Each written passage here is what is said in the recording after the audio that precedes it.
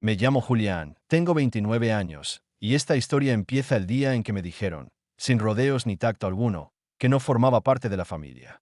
Crecí en una casa grande, con jardines que parecían salidos de una postal, y padres que, al menos frente a otros, fingían ser amorosos y ejemplares. Pero dentro de esas paredes, yo siempre fui el otro.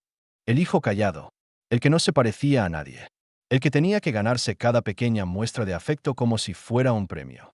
Mi hermano mayor, Sebastián, por otro lado, era el orgullo de la familia. Desde pequeño, todo se le daba fácil. Buenas notas, amigos, atención y dinero. Mis padres lo trataban como a un príncipe. A mí me decían que debía ser más como él, más de la familia. A los 24 años, mientras estudiaba y trabajaba medio turno para poder pagar mi máster, recibí un correo electrónico. Una notificación legal. Lo abrí con curiosidad y el estómago apretado. Y ahí estaba, un archivo adjunto con mi certificado de nacimiento original. No decía Martínez, como mi apellido actual. Decía Serrano. Pensé que era un error. Pero seguí leyendo. Había una carta firmada por una tal Isabel Serrano. Decía que era mi madre biológica, que me había dado en adopción por razones que explicaría en persona si yo así lo deseaba, que había esperado todos estos años por el momento correcto, que había seguido mi vida desde la distancia, y que ahora, con su esposo gravemente enfermo y sin otros herederos, quería contactarme. Esa noche no dormí. Tenía 1000 preguntas, ninguna respuesta. Al día siguiente, enfrenté a mis padres adoptivos. Me senté en el comedor con los papeles sobre la mesa. Mi madre, Clara, ni siquiera los miró. Solo suspiró profundamente y dijo, sabíamos que esto pasaría algún día. Mi padre cruzó los brazos. Técnicamente, no te ocultamos nada. Pero sí, fuiste adoptado. Pensamos que era mejor no revolver el pasado. Me quedé en silencio. Mi mundo se había girado en seco, y ellos lo decían con la misma emoción con la que uno comenta el clima. Les pregunté por qué nunca me lo dijeron. ¿Por qué me criaron con tanta distancia? Porque a Sebastián le daban todo y a mí apenas migajas. Fue entonces cuando mi padre dijo algo que no olvidaré jamás, porque sabíamos que no eras realmente nuestro. Y Sebastián, bueno, él sí lo es. Me levanté y me fui sin decir una palabra. No volví a esa casa en semanas. Durante ese tiempo, me reuní con Isabel. Era una mujer mayor, de ojos amables pero tristes, como si llevara años arrastrando una culpa imposible de soltar. Me explicó que cuando me tuvo era apenas una adolescente, que sus padres la obligaron a darme en adopción. Me dijo que se casó años después, que no pudo tener más hijos y que siempre me buscó. Su esposo, don Elías, estaba postrado, pero al conocerme me tomó de la mano y me dijo, tu madre lloró cada cumpleaños tuyo. Nos alegra tenerte ahora, aunque sea tarde. Una semana después, don Elías falleció. Fue un golpe para Isabel, pero también el inicio de algo que yo no veía venir. En su testamento, había una cláusula específica. Me dejaba como único heredero de todos sus bienes. Una fortuna, propiedades en la costa, cuentas bancarias, inversiones. Todo, absolutamente todo, ahora era mío. Isabel me explicó que lo habían decidido juntos. Es nuestra manera de reparar el daño, aunque sea en parte. Yo no sabía qué decir. Me sentía agradecido, abrumado y culpable. Porque en el fondo, aún tenía la esperanza de que mis padres adoptivos quisieran enmendar algo. Pero lo que ocurrió después disipó esa idea para siempre. La noticia de la herencia no tardó en filtrarse. No sé cómo lo supieron, tal vez fue un conocido en común, o quizás Isabel, en su bondad, se los mencionó. Lo cierto es que 2 días después de la lectura del testamento, recibí una llamada de mi madre adoptiva. No un mensaje, una llamada directa. Respondí con el corazón en la garganta. Hola, Julián, dijo con una voz tan dulcemente falsa que me dieron náuseas. Queríamos invitarte a cenar. En casa. En familia. Hace tanto que no pasamos tiempo juntos. Me reí por dentro. Le dije que lo pensaría. Ella insistió. Sebastián también estará. Sería lindo compartir como antes. ¿Cómo antes? Como cuando yo era invisible. Fui. No por ellos, sino porque quería mirarles a los ojos una última vez. Y fue exactamente como imaginé. Sonrisas forzadas, palabras amables vacías, y Sebastián con ese aire de superioridad intacto. Me ofrecieron vino, me preguntaron cómo estaba, y luego, tras unos 20 minutos de conversación superficial, mi padre fue al grano. Sabemos que recibiste una herencia considerable. Y bueno, Pensamos que quizá podrías ayudarnos un poco. La empresa de Sebastián está pasando por un bache. Un pequeño bache, intervino mi hermano. Nada que no pueda resolverse con un poco de liquidez. Ya sabes, una inversión familiar. Los miré a todos. A mi madre, que sonreía como si ya hubiera ganado. A mi padre, que tamborileaba los dedos con impaciencia. A Sebastián, que ni siquiera disimulaba el desprecio. Así que ahora sí soy parte de la familia, dije, sin levantar la voz. Hubo un silencio incómodo. Nadie respondió. Me incliné hacia adelante y les pregunté, ¿recuerdan lo que me dijeron hace apenas unas semanas? Que no me correspondía nada, que no era realmente parte de ustedes. Fue un malentendido, murmuró mi madre. No, fue honestidad. Mi Levant. Dejé el vino sobre la mesa. Caminé hacia la puerta. No necesito su aprobación, ni su amor. Pero me alegra saber que ahora, cuando miran desde afuera, van a ver lo que perdieron. Y antes de salir, les dejé una tarjeta, la de mi abogado. Si quieren hablar de inversiones, háganlo con él. Esa noche, conduje hasta la casa que heredé frente al mar. Era enorme, silenciosa, hermosa. Me senté en el balcón, miré las olas y por primera vez en años, sentí paz. Pero la historia no terminó ahí.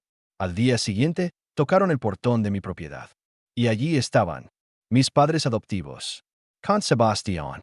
Todos con ropa elegante, como si eso les diera derecho a algo. Mi madre gritó, solo queremos hablar.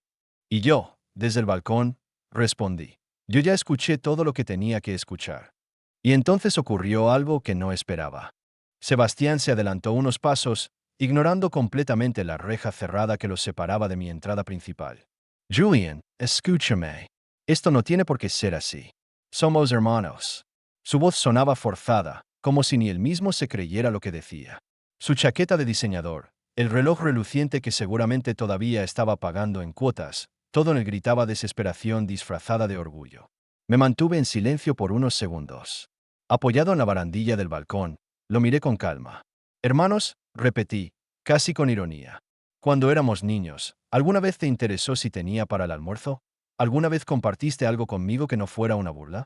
Me tratabas como si fuera un intruso en tu casa, como si hubiera invadido tu espacio. Mi madre, siempre lista para intervenir cuando las cosas no salían como esperaba, gritó desde el otro lado. Era solo cosa de niños, Julián. No puedes guardar rencor por tanto tiempo. Luego bajó el tono, usando esa voz dulce y controladora que siempre empleaba para manipularme. Tienes mucho ahora. ¿No podrías simplemente ayudarnos un poco? Tu hermano está en problemas, tu padre y yo también. Esta es tu familia. No, respondí, firme. Esta fue mi familia. Hasta que decidieron que yo no era parte. No cuando me callaban. No cuando repartieron el testamento en secreto. No cuando me dijeron que no me tocaba nada porque era adoptado. Sentí que la voz se me quebraba, pero me mantuve en pie. Ustedes me criaron para sentirme agradecido por todo, incluso por lo que me negaban. Y ahora que tengo algo que quieren, de repente recuerdan que existo. Mi padre dio un paso al frente y golpeó con fuerza el portón de hierro. Estamos hablando de nuestra casa, de nuestra familia, de nuestra sangre. Ahí fue cuando sonreí. Me bajé lentamente del balcón, bajé las escaleras interiores y salí por la entrada lateral hasta quedar a unos metros de ellos, separados por la reja negra con punta de lanza que rodeaba la propiedad. La misma reja que don Elías había mandado a reforzar años atrás para mantener su privacidad. Me acerqué, lo suficiente para que me vieran bien la cara, pero sin abrir nada. ¿Sangre?, pregunté, tranquilo. La única sangre que me ha mostrado amor fue la de mis verdaderos padres. Los que no me criaron, pero que aún así me buscaron, me cuidaron desde lejos y me recibieron sin exigencias cuando al fin aparecí. Isabel me abrazó sin condiciones. Don Elías me entregó su confianza, su apellido y su herencia. Eso es más de lo que ustedes hicieron en casi 30 años. Vi cómo mi madre bajaba la mirada, tragándose lo que fuera que iba a decir. Sebastián, en cambio, no se rindió tan fácil. Tú no ganaste nada de eso, gritó, perdiendo el control. Te lo regalaron. Te lo dieron por lástima. Esa fortuna no te pertenece, Julián. No te la ganaste. Respire Hondo. Y tú sí te ganaste la empresa que tu papá puso a tu nombre, la educación privada que pagaron con mis becas, los autos que compraron con lo que decían ahorrar para mí. Lo miré con calma, ya sin rencor, solo con una claridad que nunca antes había sentido. Yo no tengo que justificar lo que me dejó Isabel, lo que me dejó Elías. Ellos me dieron lo que ustedes nunca supieron darme. Una razón para sentir que valgo algo. Los observé un momento más. Nadie dijo nada. Solo se escuchaba el mar al fondo, rompiendo suave contra las rocas. Y entonces les di la última estocada. No los odio, pero no los necesito. No quiero su presencia, ni sus problemas. No me interesa vengarme.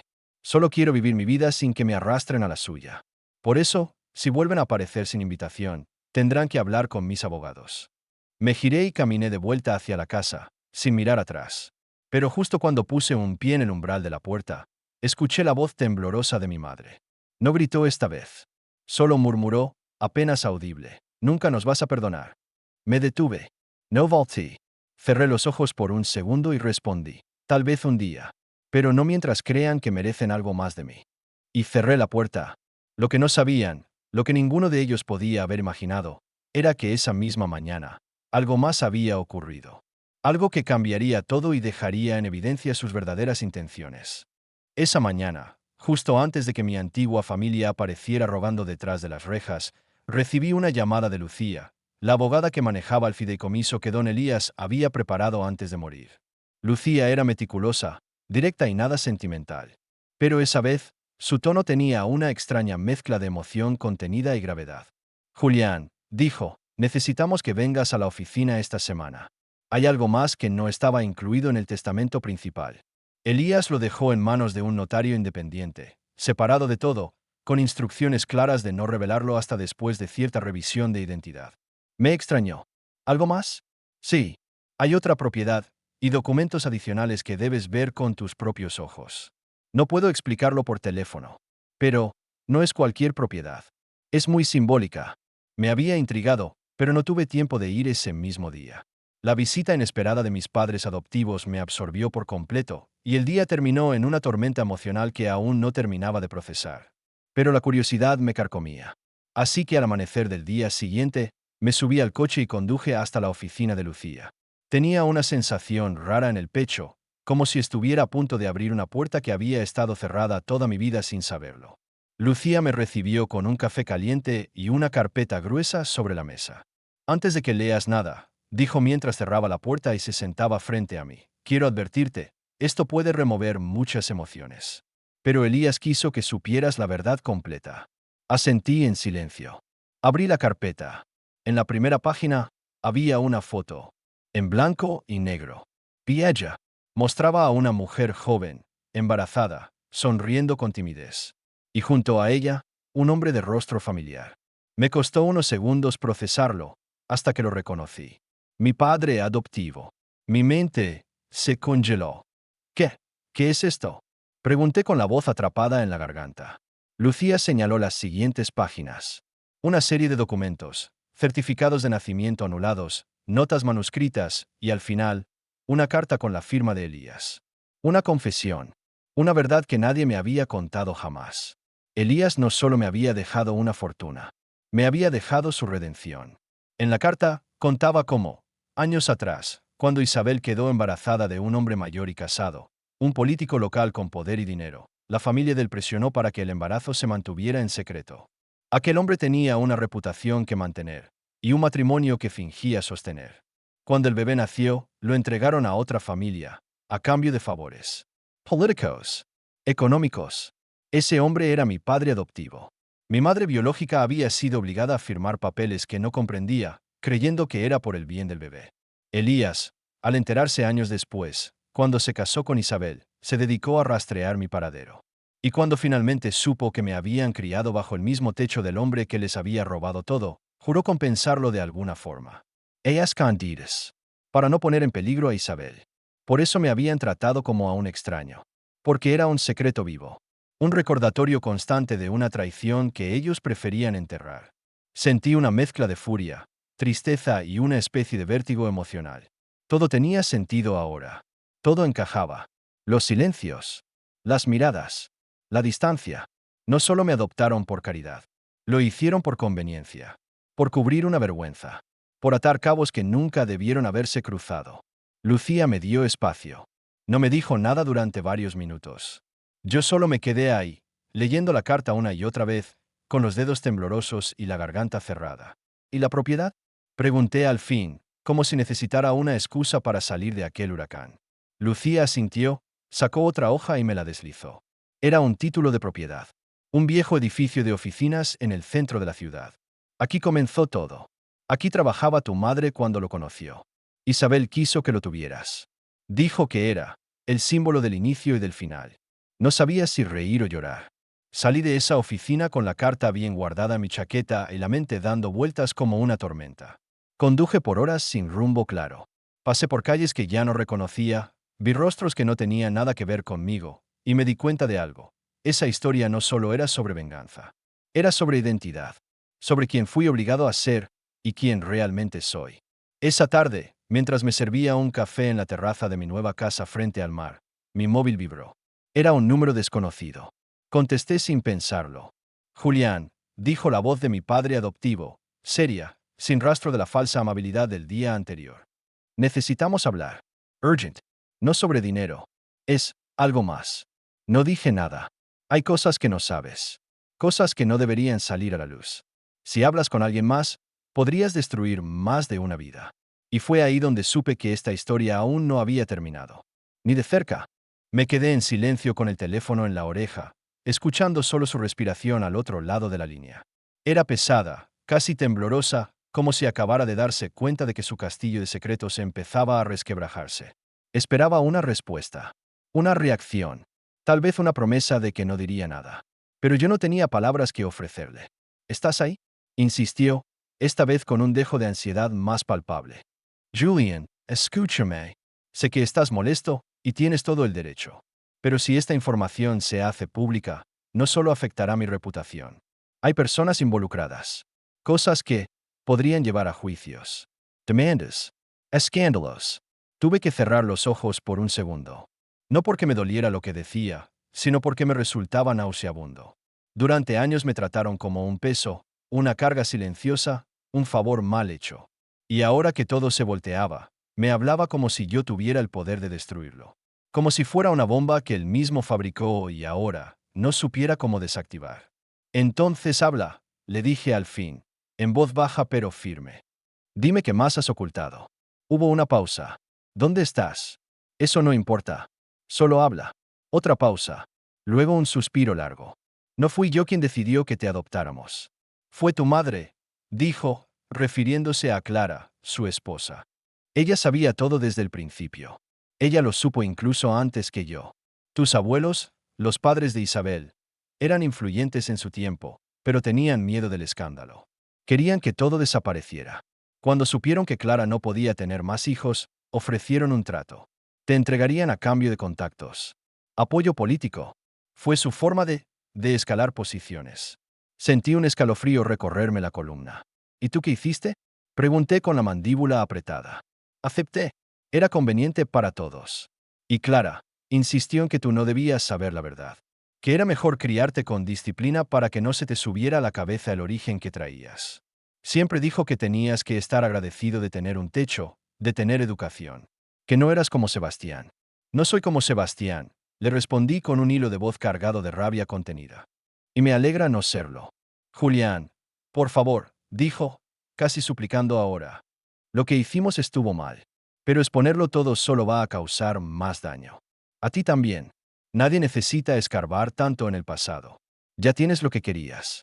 Dinero. Propiedades. Estás mejor que nunca. Yo no quería dinero, respondí. Yo quería una familia. Y ustedes me negaron hasta eso. La línea quedó en silencio. Y por un momento, pensé que había colgado. Pero no. Su voz regresó, mucho más baja esta vez. ¿Vas a contarle esto a Isabel? Ella tiene derecho a saberlo todo, respondí, sin dudarlo. Y créeme, lo sabrá. Colgué sin decir adiós. Esa noche, dormí poco. Soñé con puertas que se abrían y se cerraban solas, con rostros conocidos distorsionados por el tiempo y la mentira. Al despertar, supe que había algo más que debía hacer. Algo que no era por venganza, sino por justicia. Tenía que contarle todo a Isabel.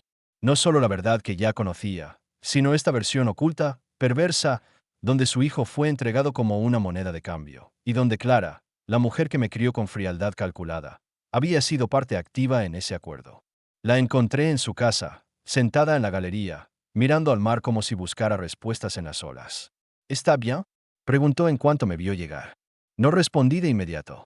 Solo me senté a su lado, saqué la carta y luego el informe que Lucía me había dado junto con la grabación de mi llamada con él. Sí, la había grabado, por precaución. Pasaron largos minutos mientras leía todo, página por página, con el ceño fruncido y los labios apretados. Cuando terminó, solo me miró. Y no lloró, no gritó, no se quebró.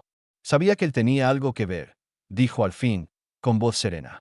Siempre sospeché que él había influido, pero nunca imaginé hasta qué punto. Yo era una niña. Me dijeron que era lo mejor para ti. Y luego, cuando Elías me buscó años después y me dijo dónde estabas, me quedé paralizada. Pensé que si me acercaba, te haría daño. Que tal vez ya me odiabas. Nunca te odié, le dije. Solo quería saber de dónde venía. Y ahora lo sabes, dijo, tomando mi mano. Ahora sabes más de lo que muchos jamás llegan a saber. La miré. Había algo en su expresión. Algo que parecía calmo, pero también decidido. Como si ya supiera lo que iba a pasar después. ¿Qué vas a hacer?, me preguntó. Me quedé en silencio. Porque aún no lo tenía claro. Exponer públicamente a mi padre adoptivo, destruir su reputación, sacar a la luz lo que habían hecho, todo eso sonaba justo. Pero también sabía que mover esas piezas traería consecuencias. Para mí. Para Isabel. Para muchos otros. Pero entonces, esa misma tarde, recibí una notificación. Un sobresellado, sin remitente, fue dejado en la puerta de mi casa. Y dentro, una fotografía antigua, que cambiaba por completo la historia. Dentro del sobre había una sola fotografía, arrugada por el tiempo, pero perfectamente clara. Mostraba a mi madre biológica, Isabel, en una sala de hospital. Estaba acostada, con el rostro bañado en lágrimas, y en brazos sostenía a un recién nacido. Yo. A un lado, sujetándole la mano, estaba Clara. No era una visita de cortesía. Clara vestía uniforme de enfermera. No entendía qué significaba. Me temblaban las manos. En la parte trasera de la foto, con tinta desvaída, alguien había escrito una fecha, 14 de octubre, 1995. Y abajo, con letra diferente, una frase, todo fue planeado. Con el corazón en un puño, tomé el coche y volví directo a la oficina de Lucía.